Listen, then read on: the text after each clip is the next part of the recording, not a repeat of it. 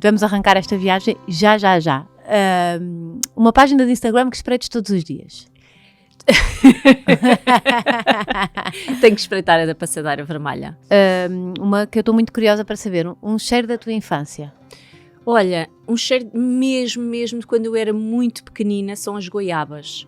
Já sabia, tá? Eu queria saber se te lembravas de ter dito isto. Não, porque é em África. É em África. Exato, onde nasceste. Queria saber se tinhas algumas memórias desse tempo. Tenho, porque a minha avó materna tinha uma grande quinta e levava-me sempre, quando eu chegava lá à casa, agarrava em mim e levava-me para a parte de trás do quintal, onde eram imensas goiabeiras e eu gostava muito já de comer goiaba. Hoje em dia, quando cheiro a goiaba, às vezes compro goiabas, não é para as comer, é para estar em casa, fecho na cozinha e quando chego, sinto aquele cheiro das goiabas. Então... E quando viajo, ando sempre à procura, há umas que são muito mais cheirosas do que outras, ando sempre à procura das mais cheirosas e se for preciso ter uma goiaba comigo para cheirar, tenho. Tão bom. Porque vieste para cá com 3 anos, já vamos falar sobre isso. Vim com 3 anos.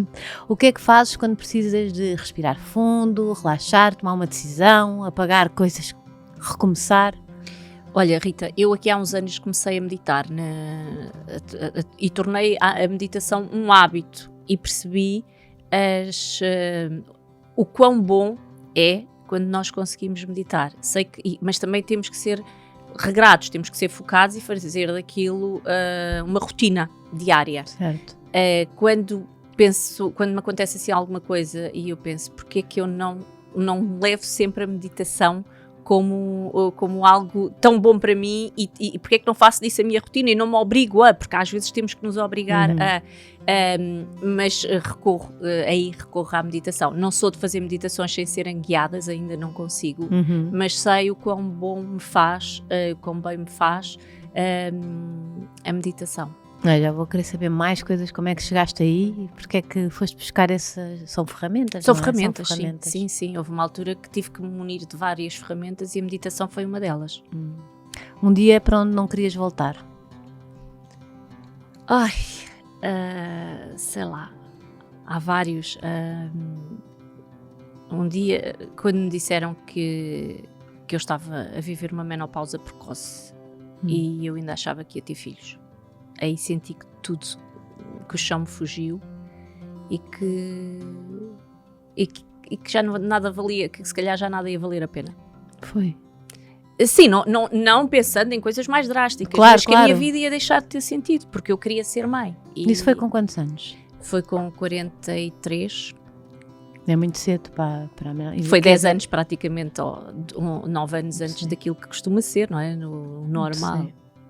E tinhas esse desejo de ser mãe? Tinha, eu sempre quis ser mãe, nunca tinha encontrado aquela pessoa que eu achava que ia ser o pai dos meus filhos, ou que eu queria que fosse o pai dos meus filhos, mas também me diziam muitas vezes, quando uma pessoa pensa muitas vezes, isso não acontece. Depois, quando conheci o Rodrigo tem 2 filhos, e falámos sobre isso, e ele disse que sim, que queria ser pai novamente, e portanto eu achei que ia acontecer com ele. E quando de repente percebo que não vou, não é por não ser com ele, que eu não vou ser mãe, porque eu tenho um instinto maternal muito forte. E tens a tua sobrinha que sim, já foste um bocadinho mãe dela sempre, não é? Sim. Graças a Deus e tenho que agradecer à minha cunhada o facto de ter deixado que isso acontecesse, porque ela percebeu que era somar amor à Carolina e não dividir, porque eu tive a oportunidade de proporcionar à Carolina coisas que a Ruth não tinha e ela podia sentir alguns ciúmes, não é a minha filha, mas não, deixou sempre a Carolina desde bebê estar na minha vida, ficar... E que ainda para mais é filha única, e porque, filha portanto, única, exatamente, mas a Ruth percebeu isso, eu já não falo do meu irmão, que percebeu lindamente e agradeceu, mas a Ruth também sempre agradeceu e eu agradeço-lhe a ela hoje em dia ter-me deixado construir a relação que construí com a Carolina, porque é uma relação muito umbilical. Eu cortei o cordão umbilical à Carolina, quando literalmente, quando a Carolina nasceu, eu assisti ao parto e cortei-lhe o cordão. E essa relação manteve-se comigo Isso até é muito hoje. engraçado de ser entre cunhadas. Exatamente. É muito, porque não podia ser uma irmã, era mais comum, agora cunhada. E por isso é que eu agradeço à Ruth. Tão bonito. Porque se calhar entre irmãs seria mais fácil isso Sim. acontecer. Às vezes não, mas, Exato. mas agradeço-lhe imenso ela ter-me deixado construir esta relação com a Carolina. Palavra preferida? Amor. Então. É muito básico. Mas eu gosto sempre, muita gente traz amor, não é?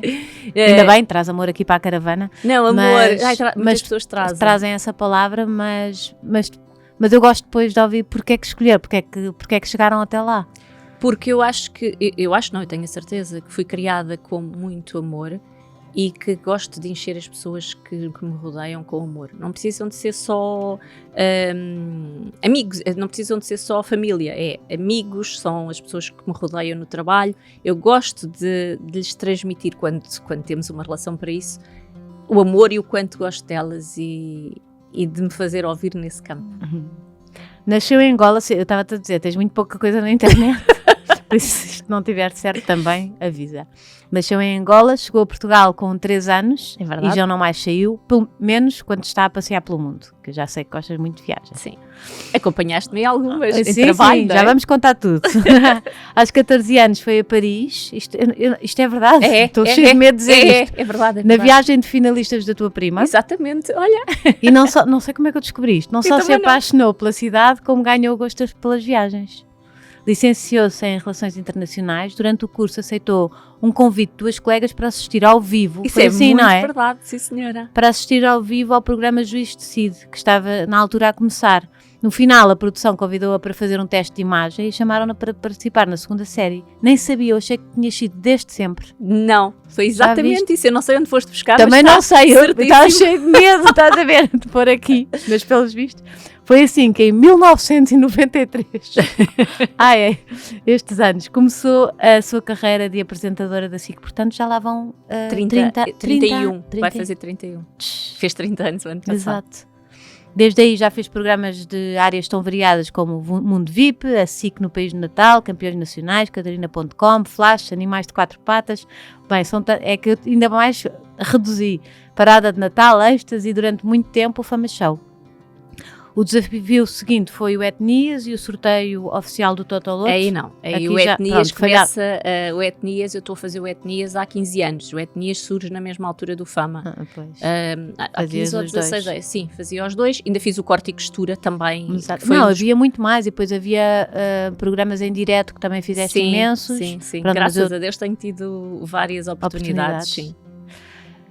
Pena que na caravana não haja uma passadeira vermelha, porque eu estendia já para passar a maravilhosa Liliana Tão Campos. querida, minha Ritinha. Olha, estava cheia de saudades tuas. E eu também, eu estou em falta contigo mesmo. Não, eu acho que, não sei se sentes, imagina, eu saí da SIC, de repente agora voltar às pessoas dizem, já não vais conhecer montes de gente, já não sei o quê. Exatamente. Eu às vezes tenho assim um bocado, às vezes apetece-me ir lá bater à porta, mas já nem é o mesmo sítio. Exatamente, olha que eu vou lá, vou a Sim. Sales e sinto-me muito perdida, porque aquilo é um edifício, ou não tem nada a ver com aqueles espaços comuns que havia na SIC, não é? Sim, e que éramos só nós, e agora é o grupo todo, não é? Eu não tenho assim aquele poiso que nós tínhamos na SIC, e já vais ver muitas caras que não conheces. Aliás, a maior parte das caras que vais ver já não conheces. Como acontece-me a mim, imagina, porque eu como gravo no Parque Holanda, não estou no edifício da SIC, da empresa. Todos os porque dias. Porque a produção é num sítio e aquilo funciona. E a informação é noutro. E quando lá vou, sinto-me assim. E depois adoro, porque encontras sempre uma cara aqui e penso assim: eu tenho que vir com tempo para ficar aqui a conviver um bocadinho com as pessoas. Mas aquele baque, tipo, o chegar. Deus, agora não conheço ninguém. É isso. Nós também já nos conhecemos há muito tempo, portanto, se eu tive 17 anos na SIC e já não estou há 8. Já nos conhecemos há imenso tempo. Há muito mesmo. E houve uma altura que passeávamos muito juntas, porque eu ia fazer as mesmas reportagens que tu. Exatamente, sim. Éramos convidados, tu eras pela cara. Ou então eras tu a convidada, portanto acabávamos também por. Também me acompanharam numa fase muito bonita da minha vida. Porque fartámos de viajar. Exatamente. Eu gostei imenso dessa fase em que vocês acompanhavam, principalmente pela relação que eu tinha com a OMGA. Exatamente. E isso foi uma fase muito bonita da minha vida. E ainda hoje o meu pai conta a história que eu não sei porquê, fomos para a Suíça, eu acho. Sim, eu ia muitas vezes. Eu fui fazer a reportagem e não sei porquê, cheguei lá e aquilo era tipo um jantar chiquérrimo, uma gala ou uma coisa qualquer, e eu não tinha levado nada, e o meu pai ainda hoje me diz, a Liliana emprestou-te a roupa e fez-te os caracóis. Querido, como é que o teu pai o meu pai nunca mais se esqueceu disso. Eu acho que se calhar que eu era miúda Pois, e alguém... Exatamente, tomei conta de ti um bocadinho. Exato. Mas eu agora de repente começaram a vir assim algumas imagens de eu te estar a arranjar. Ficávamos naqueles Sim, hotéis porque tu tinhas top. Babyliss, que eu achava espetacular, eu não tinha Babyliss nenhum e tu sabias fazer uns caracóis lindos. Maquilhei-te também. Maquilhaste, acho que fizeste-me tudo. Fomos as duas e fizeste-me tudo. Máximo. Foi muito giro. E depois também tivemos uma viagem gira que foi quando fomos a Veneza. Aí, essa da Suíça foi o Orlando Bloom, conhecemos um monte de gente. Foi o Príncipe Alberto Mónaco, Pois, não foi ele aí? estava sempre. Foi o Príncipe sim. Alberto Mónaco, foi o Orlando Bloom, foi a outra loira atriz espetacular, que eu também entrevistei, aquela bonita, A Kate Blanchett. a Kate Blanchett, lembras-te disso? Eu lembro-me disso, mas eu já estava aqui a baralhar. Eu não sei, tu estavas a dizer Eu se acho era que foram, da eu Londres. acho que foram mais viagens. Foram mais viagens, Foram. Sim. Foram mais viagens. E depois tivemos aquela vez que estávamos em Veneza e resolvemos as duas apanhar o comboio para Florença. Ai, pois foi, fomos as duas passear a Florença. Fomos passear e choveu. Lembras-te, nós Pois estávamos com foi. uns sacos de plástico Pois. metidos na cabeça. Eu lembro-me que tenho fotografias dessas, se não te lembras, tenho que foi te uma dar. boa vida. Pois foi. Havia estas viagens que nos permitiam isso, trabalhar e depois teres tempo para ti. Bocadinho, sim. Havia outras que não dava, sim. nem para Era respirar. sempre com o calendário apertado, mas havia umas que estava para fugir. Essa de Veneza foi muito giro. Fomos com o Fábio Assunção, com a Catarina Furtado. Sim, mas depois nós refizemos o nosso trabalhinho e fomos para passear. Florença, fomos as duas. As duas, foi mesmo Eu giro. lembro de andar a comprar sandálias, tu lembras? Pois foi. Mas depois também ficou bom tempo, acho eu. Não teve estava sempre a bom chover, tempo, não teve? porque nós estávamos com vestidinhos isto era pleno verão. Pois, não? e depois choveu. E depois é que choveu, nós Pois quando foi. no regresso estávamos encharcados. Essa altura era maravilhosa por causa... Mudou muito, não é? Parece que mudou muito. Mudou a televisão em si, não é? Sim. E as marcas não têm, antigamente convidavam-nos muito. Sim, para estas coisas maiores e acontecia muito, não era assim uma vez de vez em quando, estávamos todas sempre, as semanas. todas as semanas. Dividia-se era pelos vários repórteres, não é? Mas nós se quiséssemos, se tivéssemos disponibilidade, todas as semanas estávamos a viajar. Eu não sei se tu te lembras que nós não queríamos era ir. Sim, eu não queria ir para a neve, eu queria ir para o Brasil e nunca fui mandada para o Brasil, só via as chefes a irem para o Brasil e eu ia sempre para a neve, para o frio. Eu fui várias vezes ao Brasil, até porque fiz algumas vezes o Projac, ficava lá aquele tempo todo para o lançamento das novelas e acompanhar em algumas viagens. Qual foi o projeto mais giro que gostaste de fazer na SIC? Isso é muito difícil. É muito são difícil. Tão diferentes. Porque não? são muito diferentes e porque me marcaram em alturas da minha vida. Eu posso dizer, o Juiz foi determinante, não foi o que eu mais gostei, até porque aquela Liliana não era eu sou uma pessoa que era muito mais sorridente, sou muito mais sorridente e muito aquilo mais era efusiva. mais sério. E até parecias mais velha quase do que és agora. Ai, as roupas e os cabelos e a maquilhagem, ai senhores. Mas a Fátima Silva, que era a produtora, estava-me sempre a dizer que eu não podia rir porque eu tinha que estar lá atrás séria. E quando estava com séria, ficava com uma cara... Os temas eram sérios, uma não é? cara de má, aquilo é terrível. Mas pronto, foi o início de tudo e para mim foi muito importante. Era um programa de grande sucesso mesmo, sim. muito sucesso. Deixa-me só perguntar-te, só voltar um bocadinho atrás, que é, nunca tinhas pensado em televisão?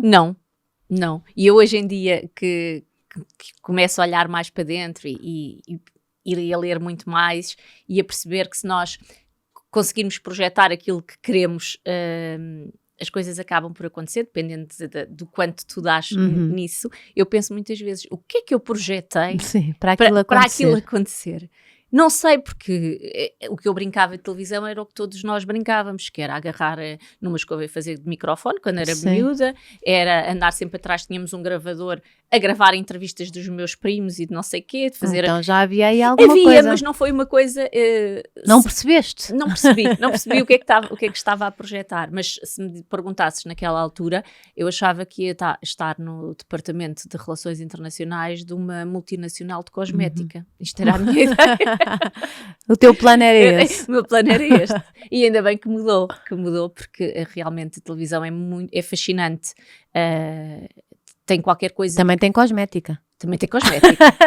A primeira vez que me maquilhei à séria foi quando fui para o Juiz. Eu nunca tinha sido maquilhada. Não tinha ninguém que me maquilhasse. Não é? A primeira vez que calcei uns saltos altos, uns sapatos, uns botins com um bocadinho de tacão. E tu estavas tipo assim, olha, a ver no público? E disseram, eu estava... E alguém foi essas duas miúdas que andavam comigo na universidade que uma delas, elas iam sempre juntas a todos os programas. E Tipo uma delas diversão. iam sempre, não ganhar dinheiro. Eram Era uma forma delas ganharem dinheiro. Eram figurantes. Eram figurantes. Sim. E uma delas faltou e a outra estava-me só a chatear para eu ir para fazer o lugar da outra, para elas continuarem a ir sempre juntas, Sim. para não ficar desfasado. E eu assim, eu não vim vestida para ir para a televisão, não vou. Não vou. Depois quando ela disse quanto é que ganhava, eu disse, a sério? Afinal vou. E então fui para o público com ela e quando cheguei, fiquei fascinada com o estúdio de televisão. Assim, mas para que é estas pessoas todas? O que é que elas fazem? Isto afinal é muito mais pequeno do que aquilo que eu pensava. E estava sempre a olhar para aquilo tudo e muito pouco focada no juiz. Sim, no juiz. E, entretanto, e ainda bem, estavam a ver-me através das câmaras e o realizador pediu à produtora, que era a Fátima Silva, Sim. para falar comigo e ver se eu queria fazer um teste de imagem. Nós, na altura, teste de imagem é um casting. E eu assim, está bem. Então deram-me um texto para a mão e disseram, então olha, lê isto e depois vê se consegues resumir. E eu estava com aquela coisa, aquele ambiente todo à minha volta e olhava para aquilo e lia e pensei assim, isto também não é assim tão difícil. Eu se soubesse para o que era, ia estar nervosíssima. Sim. Não ia conseguir. E depois, quando terminou o programa, a Fátima disse-me, já consegue resumir aqui para a câmara? E eu cheguei lá e resumi aquilo. E depois perguntaram, quer vir amanhã substituir, acho que era a Isabel que lá estava, porque ela não vai poder vir durante uns tempos. E eu disse, sim. Nada a perder. Essa coisa boa da juventude. Exatamente, está bem. E depois, isto era em maio, gravei maio, junho, depois naquela altura tinha 2 meses de férias, julho e agosto o doutor Juiz não trabalhava. E então, em setembro, quando começam com a nova temporada, ligam-me a perguntar se eu quero ficar. Ficar fixa. Ficar fixa. E assim foi. E o programa durou 7 anos. 7 anos. E fazias só o juiz Não, ou depois começaste a fazer outras coisas? Na altura já estava comecei a conciliar com o mundo VIP. Comecei a conciliar com o mundo VIP. Mas eu fui sempre muito fascinada por tudo aquilo que envolvia a televisão. E comecei a ajudar a Fátima Silva também na produção. Eu queria estar ali. Sim. Eu ia para a SIC, eu não sei se também te acontecia a ti, porque o facto de poder entrar, eu gostava de estar ali a ver o que é que as outras pessoas faziam. Nós que é muito estranho hoje pensar nisso, é impressionante, eu agora vejo, tipo, até pelas novas gerações, as horas que nós vivemos. Eu também já vivia sozinha, quando fui para a SIC, passado 1 ano ou 2, comecei a viver sozinha. Eu acho que eu só não dormia. Lá. Se calhar às vezes até dormia um bocadinho lá encostado. Sim. Mas muitas horas da minha vida foram muito mais do que em casa, ou do que com amigos ou com família. Era ali. E eu nem tinha essa necessidade. Porquê? Porque eu gravava 2 tardes por semana. Eu tinha uma vida ótima. 2 tardes por semana, 3 programas por dia. E fazia logo a semana toda, ainda sobrava porque o doutor Juiz queria sempre ter férias de Natal, de Páscoa, e já para não falar nos de verão, mas aí o programa parava. Mas nós íamos gravando para acumular programas para as férias, porque ele queria ter as férias com os netos. E então, quando as crianças tinham férias, nós também tínhamos. Estavam de férias. E, portanto, eu gravava 2 tardes por semana, eu ficava com o tempo livre para mim, também viajei muito nessa altura, porque era terças e quartas, imagina, na quinta ia, só precisava de estar na terça de manhã ou na segunda. E aí consegui conciliar isso tudo.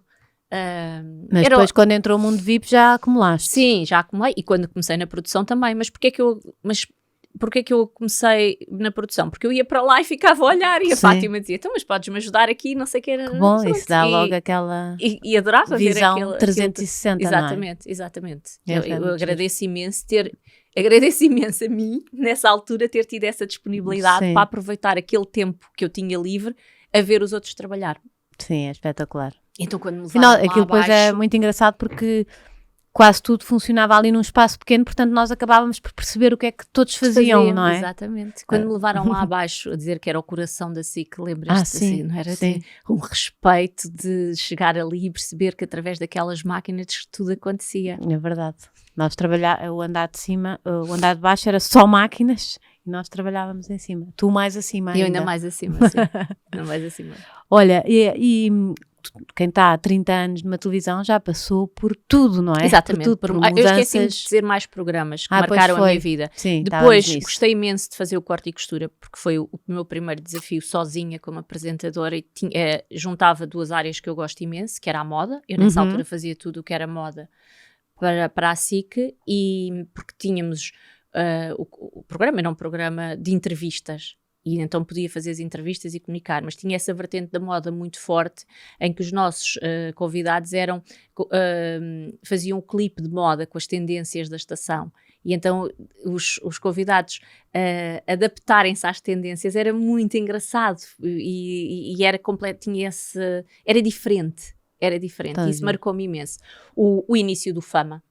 Nós, foi um mega projeto. Exatamente, é uma marca fortíssima que ainda hoje continua a liderar, mas quando nasceu era completamente fora e foi muito foi forte. Muito trabalhoso para nós. Estávamos as 5 sempre juntas, e envolveu ali muita coisa muito gratificante, e foi muito bonito. E depois o Passadeira é estar no minuto zero de um canal que é SIC Caras, e fazer parte de um projeto que fez o ano passado 10 anos. 10 anos. Ainda parece tipo um programa pequeno, tipo recente, não é? Mas muita coisa mudou no nosso país em 10 anos. Digo-te, muita coisa, e graças a Deus acho que para melhor, que evoluímos em muita coisa, porque hoje há temas que falamos no Passadeira que era impensável falar, e há outros que falámos que hoje em dia já não fazia qualquer sentido. Sim. Mas também tem depois esta parte que estamos a falar de redes sociais, que deve ser muito difícil de gerir. Principalmente quando se fala da vida dos outros, e quando já é uma coisa que puxa um bocadinho ali. Sim, não é? É uma linha muito tênue. É uma linha. E há uma coisa que as pessoas não percebem. Eu acho que a maior parte das pessoas ainda não se apercebeu disso. Eu apercebo-me todos os dias, que é tudo o que é dito no Passadeira, seja pela Joana, pela Sara, pelo Hugo, a Zulmira não é tão... Mas qualquer um deles que diga alguma coisa, eu levo por tabela. Porque foi no Passadeira que disseram. E as pessoas acham que eu, mais do que 5, as pessoas acham que eu posso controlar aquilo que está a ser dito. E muitas vezes eu tenho que fazer de advogado do diabo e puxar a outra parte que as pessoas não querem. Que quando está o elefante branco, está na sala, sabes? Sim. Tu tens que puxar aquilo e falar, e colocar as pessoas a falar daquilo. Mas como eu coloco a questão, as pessoas acham que aquela também é a minha opinião. A tua posição. É, exatamente. E portanto... E também há essa falsa liberdade das pessoas hoje em dia, porque alguém que dê a sua opinião também depois de repente está a levar na cabeça, não é? Exatamente. É muito estranho. Mas eu, ao contrário daquilo que as pessoas pensam também, eu posso dar a minha opinião naquele programa. E quando nós fomos convidadas para fazer o programa no início, foi-nos pedido que dessemos a nossa opinião. E as pessoas acham que a apresentadora não tem que sequer, tem que só fazer as perguntas. Exatamente, que isso é uma ideia muito antiga, não é? E que hoje em dia faz muito sentido a nível de jornalismo, mas qualquer apresentador hoje em dia é livre de dizer eu concordo ou não concordo, ou gosto ou não gosto, ou queria assim, não queria assim. Estou a falar de programas mais light, por exemplo, se pensares num João ou numa Diana, eles também dizem, mesmo às vezes quando estão a comentar o crime, que é algo mais delicado, eles também dão a opinião deles. Só que aqui, como tem a ver com a vida, com o social, isso choca imensas pessoas. Pois. Olha, eu quero voltar um bocadinho atrás, não sei se deixamos um monte de coisas para falar, mas queria falar, nasceste em Angola. Nasci em Angola. Vieste com 3 anos, essas memórias são muitas, são poucas, porque é que voltaram? Nós viemos com o 25 de Abril, como a maior parte dos portugueses naquela altura. Meus pais vieram com uma mão à frente e outra atrás, porque... Contigo e com o teu irmão? Comigo e com o meu irmão era bebé de colo, eu tinha 3 anos, ele era bebé de colo. A minha mãe nas malas não trouxe roupa, trouxe latas de farinha Cerelac, porque não sabia o que é que os esperava, e aquilo que os esperava foi muito triste, porque o país não estava preparado para receber tantas pessoas. As pessoas não estavam preparadas para receber aqueles que eram os retornados e os refugiados, e nós passámos muito mal durante... Eu só tive a minha cama aos 9 anos. Portanto, durante 6 anos eu não tive cama. Dormia com os 2 sofás juntos, na casa dos meus tios que receberam os meus pais, porque nos primeiros anos nós vivemos em hotéis, os hotéis que na altura foi o IARN que tomou conta disto, e colocaram as pessoas em hotéis, não fui a única, né? Eram milhares de pessoas. Foi assim que receberam? Foi assim que, sim. Tivemos, tudo bem, tive o privilégio de ir para o Hotel Ritz, mas não era um Hotel Ritz como eu li isso, conhece, eu não vou pôr isto, que não, é verdade, é verdade. E quem é que sabia tanto da tua vida? Se calhar já contaste. Eu já contei isso. Se calhar só que às vezes foi alguém que escreveu isto tudo. E que e que fez muito bem o trabalho de casa depois, Sim. porque não descontextualizou nada. Sim. Eu até pensava que tu ias dizer aí que havia uma altura que o meu nome estava associado, que eu tinha sido casada com uma pessoa qualquer, um jogador de futebol qualquer. Ai, não está, isso não estava, não escreveram. Já não mas tava. do Ritz estava, e eu, Ritz como estava. não sabia a história, quis, tipo, não vou pôr isto só para depois perceber lá. Sim, vivia eu, como vivia eu com os meus pais, não é? Vivíamos num quarto. E brincava muito ali no Parque Eduardo VII, essa altura foi... E tu lembras-te de sentir em criança... Muito. Lembras-te? Lembro muito porque nós vivíamos... É assim, Não foi só o que os teus pais te contaram, tu sentiste não, mesmo? sentia. Imagina, eu detestava sopa de grão. E era uma coisa que davam muito na refeição. Eu lembro-me Porque é da muito minha nutritiva, tia, barata e exatamente. enche, não é? E a minha tia dizia que se eu não comesse aquilo, eu não tinha mais nada. Portanto, eu tinha que comer aquela sopa. E então lembro da minha tia dizer assim, vá lá, tu comes isso enquanto o diabo esfrega o olho. E punha o meu primo à frente a esfregar o olho. E o desgraçado ficava ali horas. Mas não me podia levantar da mesa sem comer a sopa de grão que eu detestava. E agora já gostas? Não, detesto. Nem quero ouvir falar. Também porque me transporta para essas alturas. Mas não havia... Eu não tinha brinquedos, Rita. Portanto, a minha mãe trouxe uma bonequinha com ela na carteira dela, que muitas vezes queria guardar para eu não estragar. Também aquela ideia de, porque se estragas esta, não tens mais nenhuma. E eu tinha aquela boneca com que brincava. Eu não tinha uma mochila para levar os livros para a escola. Eu levava num saco de plástico. E levava os lápis num outro saco de plástico. E as crianças são cruéis, não é? Havia outras crianças nas mesmas condições que eu, mas eu sonhava com um estojo. Um estojo era o que eu queria. E houve a irmã de uma coleguinha minha que me fez um estojo de ganga. Pronto, tinha jeito para a costura e eu adormecia a olhar para o estojo, que era assim, era um presente maravilhoso. Eu já tive a oportunidade de lhe dizer o quão importante aquele estojo foi para mim. Estás-me quase a pôr a chorar. Não é para colocar a chorar porque eu ultrapassei bem isso tudo, mas se eu senti, claro que senti, eu via a tristeza da minha mãe todos os dias, quando nós fomos para a casa, quando eu tinha 9 anos, a casa é uma casa, não é de bairro social propriamente dito, mas eram casas feitas com acabamentos mais baratos, para serem mais baratas para receber as pessoas. E aquilo estava conotado, aquilo era os prédios brancos, era o prédio das pessoas que tinham vindo da África, era o prédio das... tudo era associado aos prédios brancos. Mas eu lembro-me quando nós fomos de autocarro e quando demos a curva, e o meu pai disse, é ali naquele prédio. Aquele prédio para mim parecia-me um arranha-céus de Manhattan, porque aquilo tem 6 andares. Estás a ver, não é nada de especial hoje em dia. Grande. Mas eu olhei para aquilo e entrar na casa e de saber, isto é a nossa casa e este é o meu quarto, que era dividido com o meu irmão. Mas era o meu quarto, eu tive a minha cama. Portanto, aos 9 anos. Isso são coisas que, claro que eu sentia o que era estar com dificuldades. Porque graças a Deus, os meus pais em Angola tinham tudo. Tinham tudo e mais alguma coisa, mas nunca perspectivaram o que é que ia acontecer, porque eles tinham estado cá de férias poucos meses antes disto acontecer, mas nunca pensaram que ia acontecer. Portanto, eles não tinham cá nada e nós não tínhamos família cá, como muitas outras pessoas que nos recebesse. Toda a minha família tinha vindo de Angola. E tudo aquilo que foi mandado para cá, os carros, todos os bens, foi tudo roubado na alfândega. Os meus tios, graças a Deus, tiveram os carros que chegaram, venderam, deram entrada para uma casa. Nós roubaram-nos tudo, portanto. E aquilo que eu hoje em dia, e já há muito tempo que lamento, não era tanto os bens materiais, são as fotografias. Eu tenho muito poucas fotografias minhas de bebê, tenho 2 ou 3 ou 4, porque a tia tinha uma e deu, porque a minha madrinha tinha outra já e não deu. Tinham nada. Nossas não. E, portanto, mesmo dos meus pais, eu agora consegui umas quantas da minha mãe, que partilhei agora em janeiro, porque a minha mãe fazia anos no dia 22 de janeiro.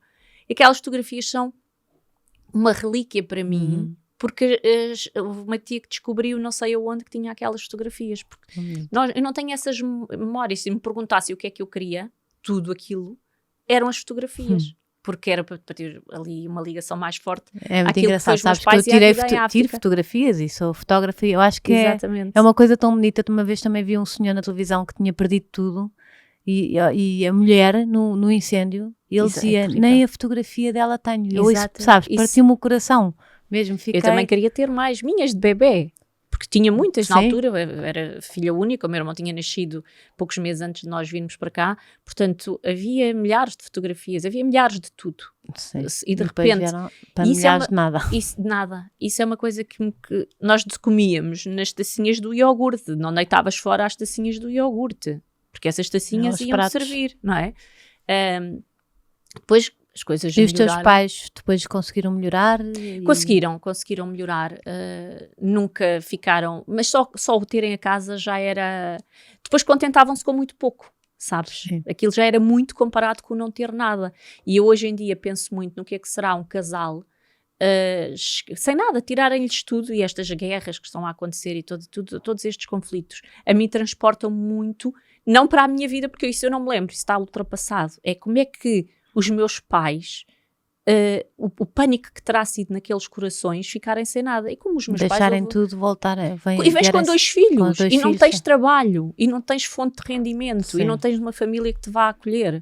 Deve ter sido muito, muito duro, e isso marcou-os profundamente para o resto das vidas deles. E o meu pai achou sempre que um dia ainda ia regressar a Angola, que ele ia voltar lá. Infelizmente não voltou.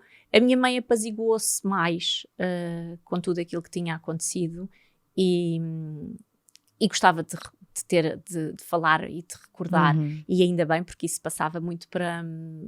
essas histórias enchiam-nos o coração e que estão cá. E eles também devem ter ficado super orgulhosos do teu percurso e de repente de perceber que tu tiveste mais oportunidades do que eles. Eu agarrei-me muito, quer dizer, eu não tive mais oportunidades do que eles com aquelas idades, porque os meus pais, quando tinham a minha idade, tinham uma vida muito mais facilitada. Conseguiste dar a volta, dar a volta, porque eu agarrei-me muito. Eu sabia, eu não podia trazer más notas para casa, porque isso ia ser mais uma tristeza para a minha mãe. Portanto, eu fazia tudo para ser uma excelente aluna. Ou pelo menos e era muito bem comportada. Era muito certinho. Eu sempre tive aqui uma coisa que vira o boneco. De vez em quando eu encho e vira. Mas é muito raro. Não, mas vira. Mas sempre fui bem comportada. O meu irmão já não foi tão bem comportado como eu. E tem um ar muito mais certinho do que eu. Mas eu não queria dar mais desgostos à minha mãe, porque ela eu já sentia com uma carga tão grande, eu não colocava por estas palavras, né? Mas já a sentia tão triste, que se importante para ela era a escola, então... Não vou desiludir ali. Não a vou desiludir. E foi isso, e é a educação, e nós sabemos que faz toda a diferença para tu conseguires dar outro impulso à tua vida, que é dedicar-te à escola e aproveitares. O teu pai, não sei depois quando é que o teu pai morreu, mas foi muito mais cedo que a tua mãe. Sim, o meu pai morreu quando eu tinha 23 anos, fez 30 anos. Muito nova, então a tua mãe ficou ainda imenso tempo sozinha com vocês. Minha mãe também é duríssimo. Sim. O meu pai morreu de repente, foi com um aneurisma na zona abdominal, na veia aorta, e foi em horas. Desde que se queixou, foi ao hospital. O meu pai nunca se tinha queixado de nada. A única coisa que ele se queixava era: não façam barulho que eu estou com dores de cabeça. Isto durante a vida toda. E naquele dia estava a queixar-se de uma dor nas costas e nós dissemos que quer ir ao hospital. Sim, quando disse que queria ir ao hospital já foi um bocado estranho. O meu pai era um homem zarrão, era muito alto, era forte. Não se queixava, não se queixava, não, tipo, querer ir ao hospital. Foi ao hospital, voltou, disseram que aquilo era uma cólica renal, medicaram-no para a cólica renal, mas não era. E, na verdade, eu estava acordada com ele, era dia de eleições, foi quando o Jorge Sampaio foi eleito, agora já não sei bem se foi no primeiro. Eu sei que estávamos a ver as eleições, que eu acompanhava muito pela noite dentro, éramos notívagos os dois, a ver desporto, a ver futebol, a ver... Não te esqueças que os canais privados tinham aparecido há muito pouco tempo, portanto eu ainda falo disto muito em relação à RTP, que me lembro muito bem de escolher o golo da jornada com ele, que dava no Domingo Desportivo, que era o programa de desporto. Exato. E estávamos os dois a ver televisão e ele teve um ataque cardíaco ali ao pé de mim e eu comecei aos gritos e pronto. E quando ele sai de casa, teve que sair pelo próprio, parado pelos bombeiros, mas como ele era muito grande, não podia ir na maca como qualquer um de nós, ele disse-me que já não ia voltar. E tu ficas tipo, disparate, mas não voltou. E em 6 horas, desde que se queixou até que morreu. E foi muito duro porque eu estava a começar o meu período na SIC, não é? E o facto também de ter começado a trabalhar em produção e a ajudar foi porque a Fátima percebeu que eu precisava daquele dinheiro. Eu estava ligada ao programa, se o programa acabasse, eu não estava ligada à SIC propriamente dita. E pronto. E a Fátima, que é uma querida, sim, que teve percebeu essa sensibilidade. que teve sensibilidade. E o António Borga, lembras-te? Não. Não, que era nosso Acho diretor. E pronto, e então a minha vida mudou de um dia para o outro, de uma hora para a outra, porque de repente eu tinha também, fiquei com a responsabilidade, a minha mãe não trabalhava, de uma casa e queria muito não falhar. E entrei ali num ciclo que, se fosse hoje em dia, se eu pudesse falar com aquela Liliana, dir-lhe-ia, não é preciso tanto. As coisas resolvem-se, não é preciso ficar nessa ansiedade papel que não era, e naquela angústia que não era de não suposto conseguir. ser teu, não é? Sim, e que herdaste. Muito nova. Que herdaste. E então hoje tentava apaziguá-la um bocadinho, não precisava de ser tanto como foi. Tinha que ser, porque não havia ali outra hipótese, não é? Mas não precisava de ser então tanto. eras tu que pagavas as contas? Tu que pagavas tudo? Era. Tenho uma tia minha, que era a matriarca da família, que é a minha tia São, que já não está cá, claro, que me ajudava muito na economia doméstica. Ela era uma economista de mão cheia, porque sabia exatamente como gastar e como não gastar. Mas eu assumi esse papel de dona de casa, de chefe. E não posso esquecer que a minha tia me ajudou muito, mas aquelas despesas principais eram minhas. Pois. Tu, esse tempo também, depois tu também foste cuidadora da tua mãe? Mais tarde. Muito mais tarde. Sim, muito mais tarde. Mas na verdade foste sempre. Sim, fui sempre, sim. Olhando para o teu percurso, foste sempre. Uma das coisas, mas eu não gosto muito de falar das coisas assim, porque parece que foi obrigação, mas não foi mas obrigação. Eu acho que tu sempre falaste disso, com tanto, acho que ninguém tem essa ideia, porque sempre falaste disso até com alguma honra, não sei, com algum... Pois, eu acho que fiz aquilo que qualquer filho tem que fazer, sabes? Não, eu sei que não acontece, presenciei muitos casos de pessoas que estavam como a minha mãe, ou pior, ou mais ou menos, em que não tinham ninguém.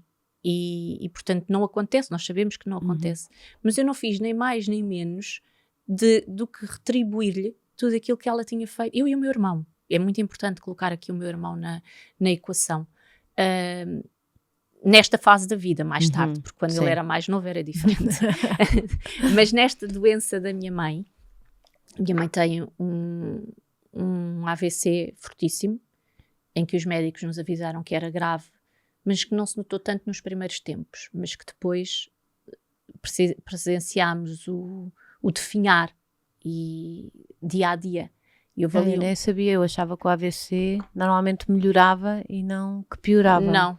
Não, tinha muitas células que estavam queimadas, acho que se pode dizer assim. Sabes que o meu cérebro, em relação a termos médicos, fez aqui um reset, porque houve uma altura em que eu já achava que também já tinha um bocadinho de médica também, sabes? E já sabia os termos todos. Sim, sabia tudo, estava muito obcecada com aquilo, tinha muita coisa de IPANET, que é terrível, que nós não devemos fazer isso. Mas porque é sempre pior do que aquilo, do que pode ser, não é? Exatamente. Mas também eu tive muito apoio dos médicos do Hospital Garcia da Horta para tomar conta da minha mãe. E não me vou esquecer disso nunca. Mas havia ali alturas em que já era eu e o meu irmão que decidíamos. Mesmo, por incrível que pareça, havia uma análise que é o INR, que tem a ver com a coagulação do sangue, o medicamento que se toma, que é o Varfine, é muito minucioso, qualquer coisa, e se eu te disser que uma folha de alface comida pode mexer com o medicamento, porque tens determinados alimentos que podem mexer com a dosagem do alimento, aquilo já éramos nós os dois que fazíamos contas, porque ao fim de semana, quando não tinhas ali o médico disponível. Graças a Deus correu tudo bem, a esse nível, não é? Mas isto para te dizer que a minha mãe dizia-nos muito que não queria ir para um lar. E, portanto, aquilo que nós fizemos foi cumprir o desejo dela. Foi nunca a colocar num lar. Também não sei se eu teria posses para isso, para colocar num lar como deve de ser. E então, acho que as pessoas nem têm noção, como eu não tinha, Rita, do quão difícil é ser cuidador informal, não é? Uhum. E daí, hoje em dia, já evoluiu a lei, já há aqui algumas vantagens que são dadas aos cuidadores, mas não chega. E eu e o meu irmão, nessa altura, unimos-nos de forma a proporcionar à minha mãe um final de vida digno. Mas não foi nada fácil. Aliás, foi muito duro para nós os dois. Para nós, acho que para todos, mas conseguimos. Esse tempo que também, pronto, foi entre o trabalho, a tua mãe, não é? Eu não vivia nessa altura, estava em piloto também, automático. Tipo, eu estava a pensar, a parte do amor também, quer dizer, não havia tempo. Não havia tempo. Eu vou-te dizer, eu conheci os pais do Rodrigo num sábado. No sábado a seguir o Rodrigo conhece a minha mãe e no domingo a minha mãe tem um AVC. Eu nem sabia que tinha sido nessa fase. Foi. E portanto, como eu te disse no início, não era tão, não estava tão grave como depois ficou. Mas porque depois um AVC tem outras consequências, não é? Não é só vem a demência. A minha mãe começou a ter ataques de epilepsia, também provocados pelo AVC. Como eu te digo, eu esqueci-me de muita coisa desse período para poder agora ser muito fidedigna a relatar. Acho que o meu cérebro fez um reset em relação a isso. Mas no início estávamos a construir uma relação, não é? Portanto, o facto de termos sobrevivido a tudo isso... Exato, como é que sobreviveram? Sim, não foi fácil. Tenho que agradecer muito ao Rodrigo, porque ele teve que ter muita paciência para não me ter presente, porque eu estava mesmo em piloto automático, sempre a caminho da casa da minha mãe, todo o tempo que podia. Mas olha, conseguimos. Cá estão. Cá estamos, sim. Cá estamos. Estávamos a falar também ao princípio de tu querer ser mãe, sempre. Aconteceu aqui no meio, não é? Também isto tudo, na verdade. Tu também percebeste? Mas eu acho que foi todo o stress que eu apanhei com tudo isto, que eu também não tive tempo para perceber os sinais que o meu corpo me estava a dar. Porque eu comecei a perceber que tinha já falhas em relação ao período. Mas eu ia para fora e tinha o período, portanto eu pensava assim, isto é porque eu estou muito estressada lá, depois quando descanso um bocadinho aparece. Eu nunca pus a hipótese de uma... pré-menopausa. Sim. É isso, nessa altura, depois ainda tive tratamentos de fertilização pelo meio. Que isso é uma dureza, não é? É muito duro, e houve uma altura que eu arrastava muito para ir para o hospital, porque era o hospital, tinha sido o hospital com a minha mãe, depois já era comigo, e houve um dia que eu disse, não, eu estou a fazer muito mal, eu não sei se estar a fazer isto, se eu vou estar preparada para tudo, para continuar nisto. E houve um dia que eu tinha consulta marcada e ia de carro com o médico, aliás, aquilo era quase 2 em 2 dias, que era para perceberes como é que estavam os óvulos, para depois ter relações sexuais, aquilo era quase tudo por obrigatoriedade. Sim, terrível. E eu disse, não quero isto, eu não vou querer isto, eu não vou aguentar isto. Eu estava a sentir que estava mesmo a ficar mal, e então fui eu que parei com aquilo, não me disseram, não dá mais. Até porque eu é que já não aguentei mais e parei com isso.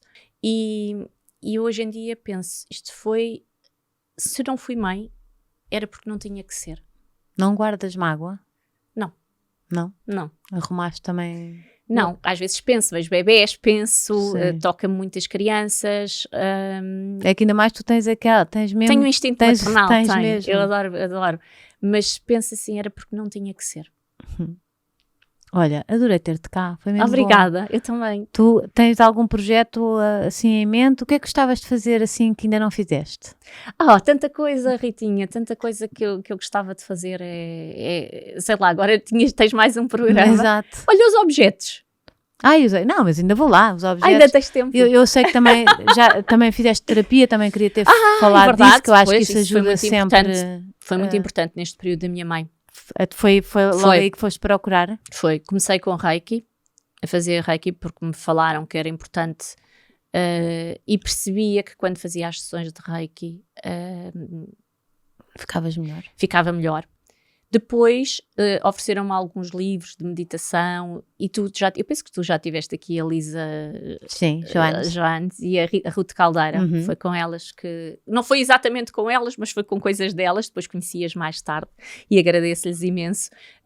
Mas foi com perceber a importância da meditação e de começar a meditar, foi mais com a Ruth.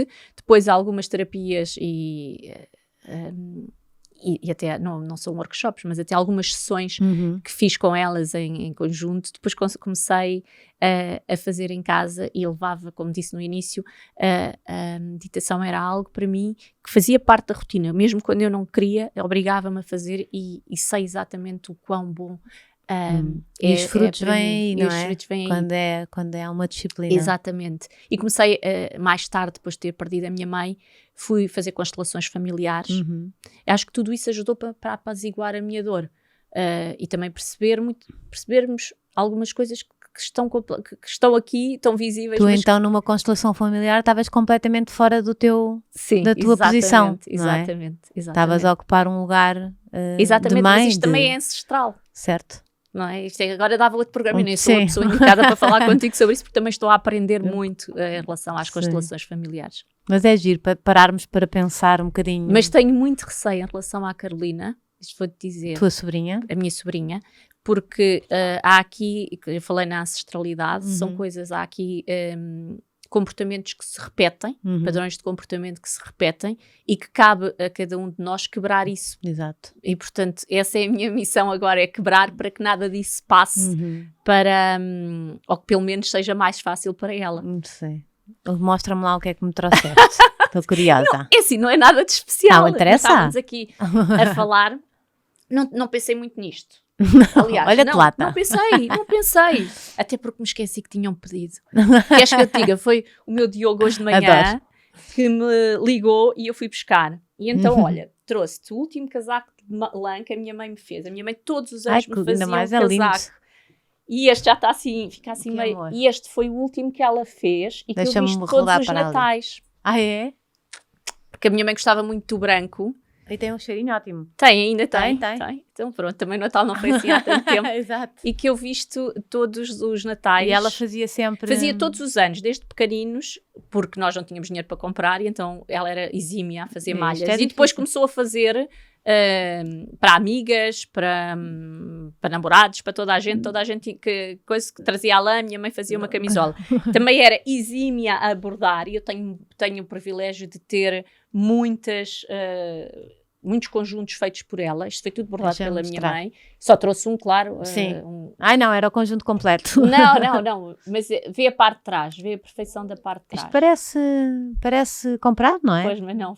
Isto já fez agora, nos últimos anos de vida. É que isto nem se nota um remate aqui. Não sei se vocês conseguem perceber, mas é incrível. E depois, misturado com isso, trouxe uma caneta que o meu pai me deu, que era uma caneta que ele trouxe de Angola, das poucas coisas que trouxe, e que eu guardo religiosamente e que durante anos tinha muito medo de a perder, porque ele levava comigo para me dar sorte, mas depois não estava descansada. Sim. E então, agora, houve uma vez que o Rodrigo me comprou outra, muito parecida com esta, e eu comecei a deixar esta em casa e levas a outra. E levo a outra, trago a outra, mas em casa escrevo sempre com ela. Eu escrevo muito ainda, sou muito de escrever, sou muito antigamente, também de recadinhos. Que também faz muito bem à alma. Sim, sou muito de escrever. E então é com esta caneta.